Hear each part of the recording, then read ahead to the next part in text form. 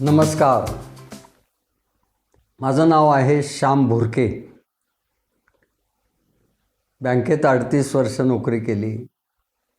क्लर्कपासून executive पदापर्यंत काम करत सेवा दिली. बँकेचा प्रिन्सिपॉल झालो. याच काळात ट्रेनिंग कसं द्यावं हे शिकलो. उत्कृष्ट वक्ता कसा व्हावं, वक्तापेक्षा माणसं कशी घडवावीत हे शिकलो. त्यातले काही प्रेरणादायी प्रसंग आपल्यापर्यंत आणावेत म्हणून आनंदाचा ATM या नावाची व्याख्यानमाला सुरू केली. त्यातला एक प्रसंग सांगतो. बँकेतनं नुकताच सेवानिवृत्त झालो होतो. सेवानिवृत्त झालो तरी प्रशिक्षण कला, ट्रेनिंग कसं द्यायचं हे माझ्यात कायमचं भिनलेलं होतं. आणि एक दिवस माझ्या घरी हेमंत वाघ आणि रत्ना वाघ हे दोघे आले आणि ते म्हणाले, आम्ही एक सांस्कृतिक क्षेत्रातली संघटना उभी करतो आहे. त्याला आम्हाला बरेच कार्यकर्ते लागणार आहेत आणि कार्यकर्ते आपल्याला घडवायचं ट्रेनिंग द्यायचं आहे, तर ते काम तुम्ही घ्या. 2 महिने ट्रेनिंग घ्यायचं. आम्ही फर्ग्युसन कॉलेजचा हॉल आणि मैदानाची परवानगी हे दोन्ही घेतलेलं आहे. सकाळी 8 ते दुपारी 12पर्यंत 4 तासाचं ट्रेनिंग रोज द्यायचं. त्या माझ्या स्वभावाप्रमाणे मी हो म्हटलं. सगळं आपल्याला येत आहे असं नसतं. मधल्या काळात आपण तयारी करायची असते आणि ते घ्यायचं असतं. रोज 4 तास असं 2 महिने ट्रेनिंग द्यायचं होतं. उत्साहात मी तिथं गेलो. मनाशी तयारी केलीच होती. यांना काय काय शिकवायचं, मॅनेजमेंटची सगळी तत्त्व शिकवायची. मग 4 तास ते ऐकतील का? तर त्याच्यात हेमंत आणि रत्ना वाघ यांनीच सांगितलं, आम्ही त्यांचे खेळ घेणार आहे.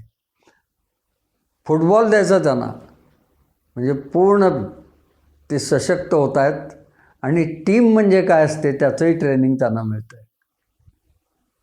उत्कृष्ट टीम असल्याशिवाय फुटबॉल मॅच कधीच जिंकता येत नाही. रोज त्यांना अर्धा तास फुटबॉल द्यायचा. आणि काय, सभेत कसं बोलायचं हे शिकवायचं. इव्हेंट मॅनेजमेंटमध्ये काय काय वस्तू लागतात, त्या कशा गोळा करायच्या, केव्हा काय द्यायचं हे शिकवायचं. कम्युनिकेशन यानंच मी सुरुवात केली त्यांना. आणि एक एक वक्ते बाहेरनं आणत होतो. सुरेश खरे थोर नाटककार मुंबईवरनं आले होते. अधिकारी, पोलीस अधिकारी मोठे उमराणीकर साहेब ते आले होते. ते ज्या दिवशी शिकवायचे त्याला बंधन नाही. त्यांनी 2 तास शिकवावं, 3 तास शिकवावं. राहिलेल्या वेळात फक्त मी बोलायचं, नाहीतर त्या दिवशी नाही काही, पण हजर राहायचं. माझं काम टोटल क्वालिटी मॅनेजमेंटचं होतं. म्हणजे हे शिकवत आहेत ते त्याच्याशी जोडायचं, ते याच्यात करायचं आणि यांना पुढं न्यायचं.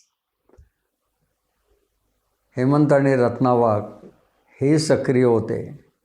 असं करत आमची चांगली टीम तयार झाली.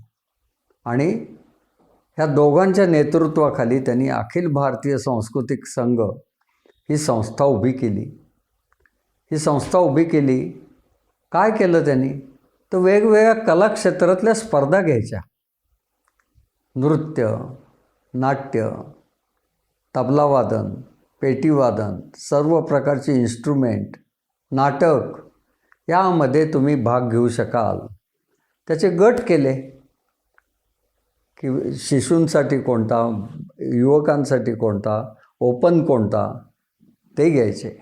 मग याच्या एंट्रीज मिळणार कुठनं, तर वेगवेगळ्या माध्यमातनं ऑनलाईन पद्धतीने सगळ्यांच्यापर्यंत पोचवलं. गावात कुठं कुठं याचे क्लासेस चालतात, नृत्याचे क्लासेस, वाद्यांचे क्लासेस. त्यांना जाऊन ते भेटले.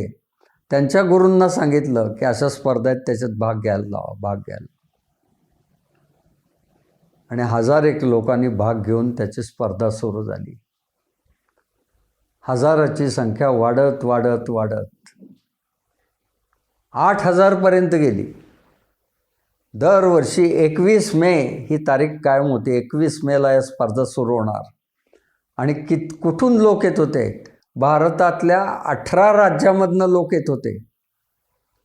18 राज्यातनं.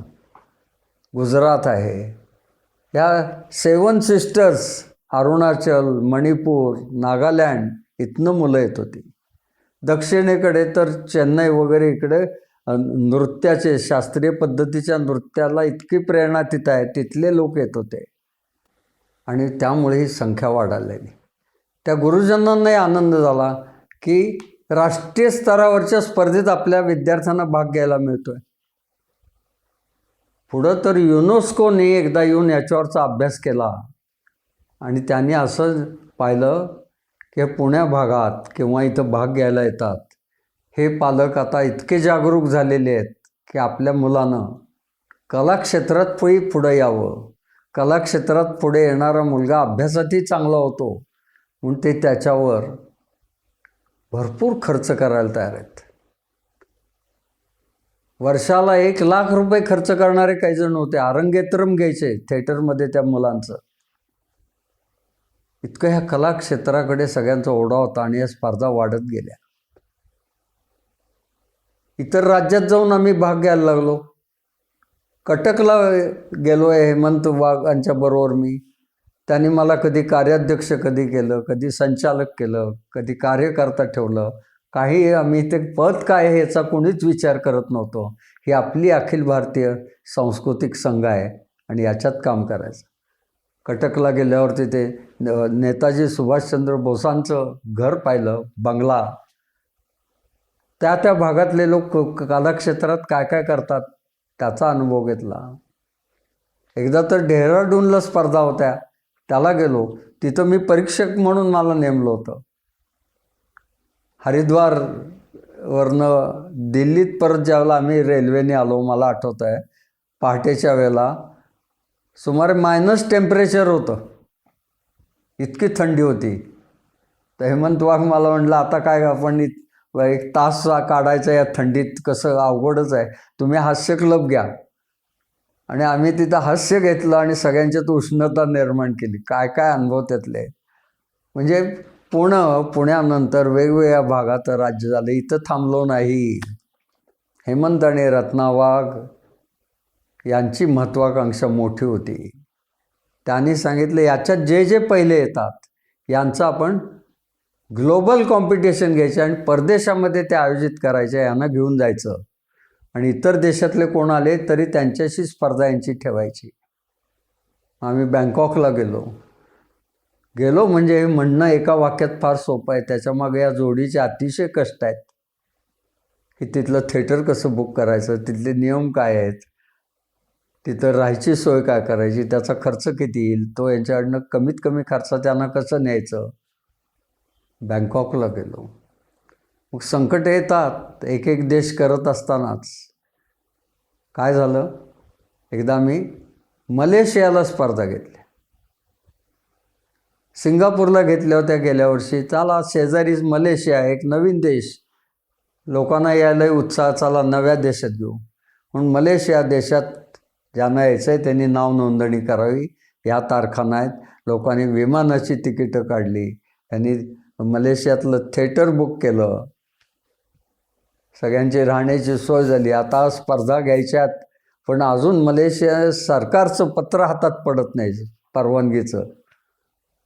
आणि पत्र हातात पडलं तो म्हणजे आमच्या दृष्टीने एक बॉम्बस्फोटच होता. हेमंत वाघ उडालाच. तो म्हटला हो याच्यात त्यांनी म्हटलं आहे की तिथले 25% हे पाहिजेत पार्टिसिपंट, ही त्यांनी अट घातली आहे. आता त्या मलेशियातले आम्ही कुठनं गोळा करणार आहे, ते कसे येणार आहेत. त्याच्यानंतर प्रत्येक स्क्रिप्ट भाग घेणाऱ्याची त्याचं भाषांतर करून त्यांना आधी तपासायला पाहिजे. आता ते नृत्याच्या वेळेला मागं गाणं कुठलं म्हणणार आहे, त्याचं येऊन काय करणार आहे, हे सगळं अवघड होतं. रद्द करावं तर हॉटेल बुक केलेलं आहे, विमानाची तिकीटं काढलेली आहेत. पण आमचा हेमंत वाघ आणि रत्ना वाघ हे डरणारे नव्हते. त्यांनी काय केलं, अशी व्यवस्था पाहिली की सिंगापूरमध्ये या स्पर्धा घ्यायच्या आणि त्या मलेशियाच्या बॉर्डरवरचंच गाव घेऊन तिथं स्पर्धा घेतल्या सिंगापूरमध्ये. त्यामुळे रोज आम्हाला इमिग्रेशन आणि हे करायला लागायचं. राहायचं मलेशियात आणि पहाटे उठून निघायचं. सिंगापूरमध्ये पोचलं की सकाळी 9पर्यंत स्पर्धा सुरू करायच्या. रात्री त्या 9ला संपल्या, 8ला संपल्या की तिथून ते परत यायचं आणि मलेशियात हॉटेल बुक केलं म्हणून तिथं राहायचं. आम्हाला झोपायला 1 वाजायचा. पहाटे 3ला उठून परत आम्ही कामाला लागायचो. असा तो आठवडा त्यातले 4 दिवस काढले, पण कष्ट नाही वाटले. यांच्या नेतृत्वाखाली दोघांच्या हे काम जोरात ते करत होतं. असे मी सुमारे 8 देशामध्ये जाऊन येऊ शकलो. मला काय सांगायचं आहे की संधी येत असतात त्या तुम्ही घेतल्या पाहिजेत. प्रामाणिकपणे तिथं काम करायचं.